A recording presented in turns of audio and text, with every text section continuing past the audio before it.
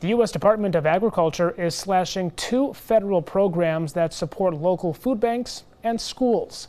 22 News reporter Kaylee Thomas is live in studio with more on the potential consequences of these cuts for local organizations. Nick, the USDA's decision to cut these programs has caused more than $1 billion in federal spending to come to a halt. This comes at a time when food banks, pantries, and schools are seeing an increase in need.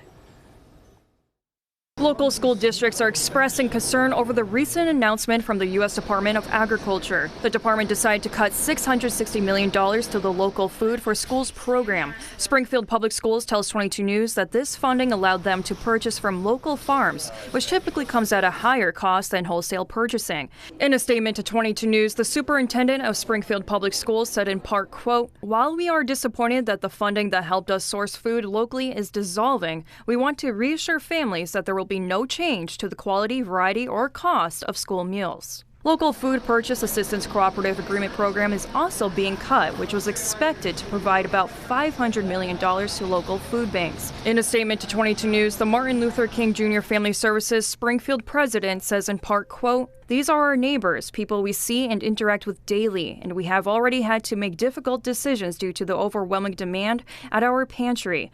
This is not the time to cut back." Other pantries like Lorraine's Soup Kitchen in Chicopee that served more than 35,000 meals last year alone is worried about a possible government shutdown, also leading to the SNAP program being cut and further increase the need for food assistance. We're hoping this doesn't happen, yes, because, it's not only us, it's all over the country that this is going to happen, so it's going to be huge.